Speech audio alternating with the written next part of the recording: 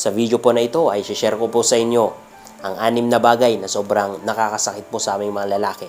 At hanggang maaari ay iwasan nyo po sana na gawin ito sa kanya or ipakita ito sa kanya. Kasi minsan ito po ang dahilan kung bakit nawawalan po kami ng gana na mahalin ka, nawawalan kami ng gana na mag-effort, and minsan dito po kami na-fall out of love or nawawala yung feelings namin sa inyo. And most of the time, ito ang dahilan kung bakit naghahanap na siya ng iba or napapagod na siya or nawawala talaga yung gana niya na magkaroon ng intimate or deeper relationship with you. And if you want to know and if you want to learn, then panoorin mo itong video na to hanggang sa last part.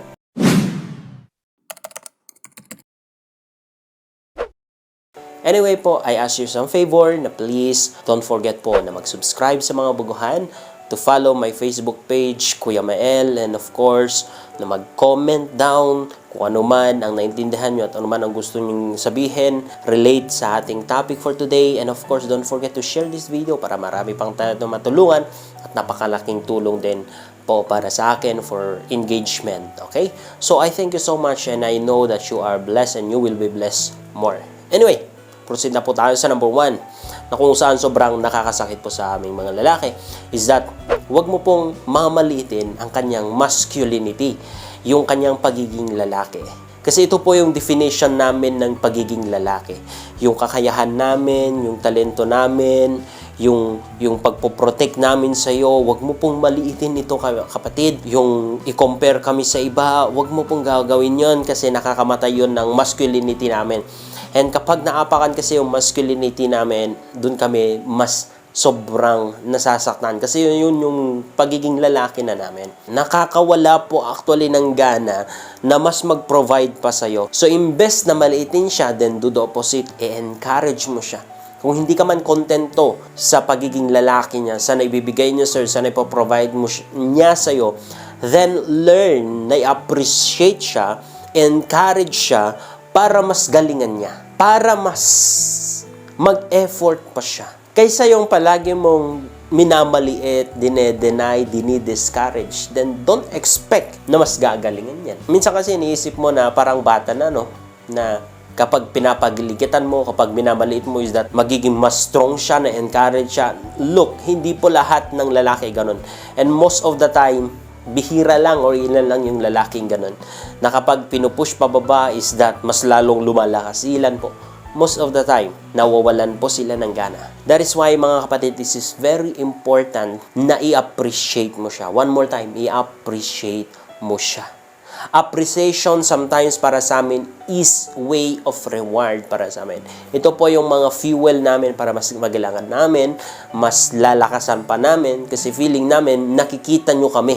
And wala na pong mas matindi pa sa feeling na yung mahal namin or yung pinag-effortan or binibigyan namin ng something is nakikita niya yung ginagawa namin. Sobrang nakakawaw, nakakalakas ng loob, at nakakagana po. So, mga kapatid, iwasan po na maliitin ang kanyang masculinity.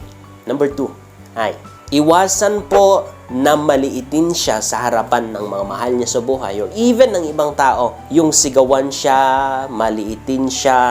Never ever do that. Hindi po porke minsan tinatawa niya lang or minsan parang walang effect sa kanya, parang okay lang sa kanya, tapos gagawin mo at ginagawa mo at gagawin mo pa. No, that's very very wrong. Kasi hindi po porke walang reaction. Sometimes yung ilang lalaki, hindi po ibig sabihin na hindi siya nasaktan or may gana pa siya sa'yo. No. Sa una man, maybe, wala lang sa kanya. Pero kapag naipon yun, naipon, mawalan niya ng gana sa'yo. That is why mga kapatid, huwag mo siyang pahiyain sa harapan ng maraming tao. Not because sinaktan ka niya or may sinasabi din siyang masakit sa'yo, gagawin mo din yun sa kanya. Of course, andun niya yung gusto mo na maghigante kasi gusto mo din siyang saktan. There's nothing good with that. That's ego, that's pride. That is why I encourage you na i-control or under control yung emotion, yung ego, yung pride, kasi wala pong maganda dyan. At the same time, kapag nasaktan mo siya, pinahayaan mo siya sa harapan ng tao, maaaring saktan ka niya physically, or maaaring pag-uwi nyo, dun siya maghigante, or maghanap siya ng iba, or talagang tuluyan siya mawala sa'yo. That is why, kapatid, imbes na pahiyain mo siya sa harapan ng maraming tao, i-encourage mo siya.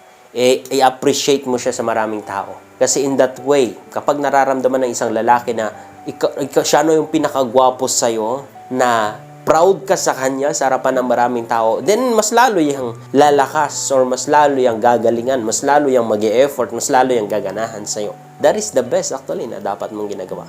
Although hindi lang sa public, do it also in private. I hope na meron kayo natutunan. Proceed na tayo sa number 3. Iwasan po ang ikwento ang kanyang kahinaan sa ibang tao, kahit sa best friend mo pa, kahit sa kapamilya mo, hanggat maaari, kung kaya nyo na namang ayusin, hanggat maaari, wag mong ikwento yung kanyang kahinaan sa ibang tao. Hanggat maaari, hindi ko sinasabing never, pero hanggat maaari. Kasi once na nalaman niya yun, magagalit yan, maaring saktan ka niya physically. Why? Kasi wala namang kasing self-control sa'yo. At the same time, what's the point na sabihin mo sa iba yung kahinaan niya, yet wala naman silang magagawa para baguhin kung ano man yung kahinaan niya. Kumbaga, dinadagdagan mo lang ng problema ang problema mo na nag-e-exist na. And trust me, kapag hindi mapagkakatiwalaan yung pinag-sharean mo, yung kahinaan na shinare mo sa kanya, gagamitin yun against you.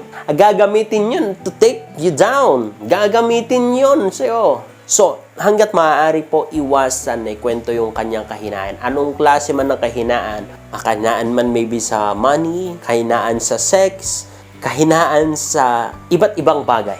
Please, pag-usapan yung dalawa, ilapit mo sa Panginoon dahil ang Panginoon lang ang kayang baguhin o kayang magbigay ng lakas para sa mga kahinaan natin. Not your neighbor, not your best friend, not your family. It's only God who can help kung ano man yung weakness ng bawat isa sa atin. Huwag mong ikwento yun sa kanya. Mapapahiya yan.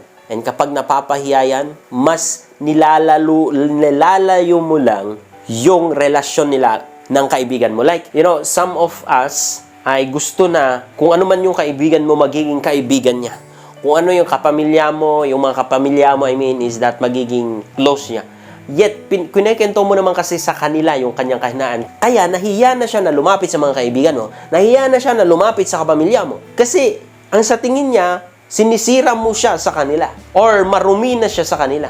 And, yung mga kaibigan mo, kapamilya mo, hindi ko sinasabing mali yun. Totally na mali. But, iwasan mo sana. Kasi, minsan kasi ganito ang nangyari. Kapag sinasabi mo sa kanila yung kanyang kahinaan, then ang mangyari dito, i-judge nila yung partner mo based sa sinabi mo. Yet, isang portion lang naman yun. Isang kahinaan niya lang naman yun. Mas marami pa naman siyang nagagawang maganda sa'yo. Mas marami pa naman siyang positive na naibibigay sa'yo. Dahil sa yun lang ang alam mong i-share sa kanila, yung kanyang weakness, kanyang pagkakamali, sinisira mo lang yung image niya. Tapos ngayon, magtataka ka kung bakit hindi siya close sa mga kaibigan mo, kapamilya mo. Kung bakit ayaw niya sa kanila.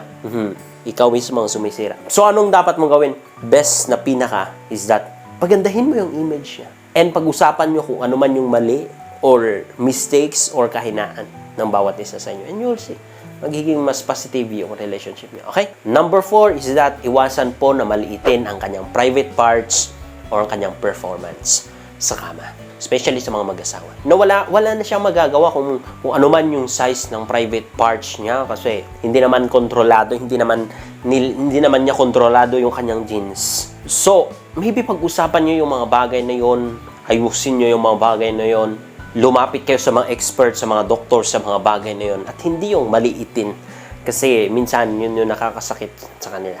Okay? Or sa aming mga lalaki. Number 5 na dapat or iwasan mo, ang ikumpara siya sa ibang tao, sa ibang lalaki. Especially kapag mas pogi nga sa kanya, talagang masigit sa kanya. Kahit anong mangyari sa inyong dalawa, is that iwasan natin ikumpara yung mahal natin sa buhay sa iba. Kasi bawat tao ay unique.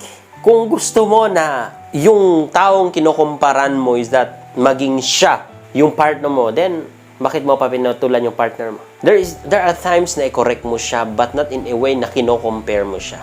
Kasi most of the time, rejection, sobrang sakit nun, mas dina-downgrade mo lang, mas inaapakan mo siya, nasasaktan siya, nawawalan yung self-esteem sa kanya. Minsan, ito yung sabi ko, mga bagay na sobrang nakakasakit sa mga lalaki. Okay? And last but not the least, number 6. Iwasan yung mga gestures na napaka-disrespectful.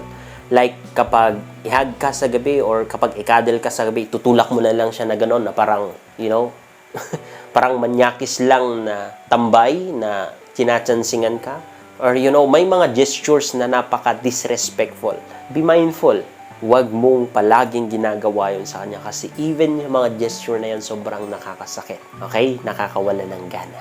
And sometimes, ito ang totohanan, natutrauma din kami. So, imbes na ikikis ka ganon, pero dahil sa gesture mo na parang ang baho-baho niya or ayaw mo sa kanya, the way na ipakita mo by your action, kapag palagi mong ginagawa yun sa kanya, nawawalan niya ng gana. Or may trauma sa amin na hindi ka na namin ikikis or hindi ka na namin ikakadel kasi nga baka magalit ka, baka ganito. So, iniwasan na.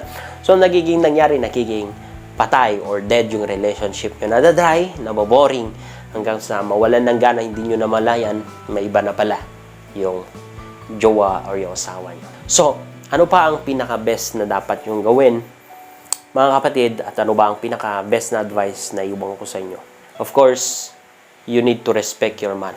The Bible says, kung ano man yung itatanim mo, siya rin yung iha-harvest mo. Or kung ano yung tinanim mo, siya yung i-harvest mo. Ano ba yung exact na term doon? Ang point dito is that kung magtanim ka ng respect sa partner mo, magtatanim din yan ng respect sa'yo. Magtatanim yan ng pagmamahal sa'yo. Kung ano yung ginagawa mo sa kanya, magre-reflect yan, gagawin niya rin sa'yo. Not exactly na kung ano mo yung binigay mo, hindi porke binigay mo ng tinapay din yung ibibigay niya, maybe cake yung bibigay niya sa'yo. But my point here is that kapag nagiging mabuti ka sa partner mo, nagiging mabuti din siya sa'yo. Ngayon, kung hindi niya yung ginawa, then he's not the right person for you. Then, especially sa mag-jowa, that is the time that maybe you're not the person na para sa akin na binigay ni Lord. Sa mga mag-jowa ito. Pero kung mag-asawa, of course, pag-usapan nyo pa rin. Last option yung pag-hiwalay, pag-usapan nyo, ayusin nyo. Okay? So that's it for today's video. I hope na meron kayong natutunan. Maraming salamat. Ingat po and God bless.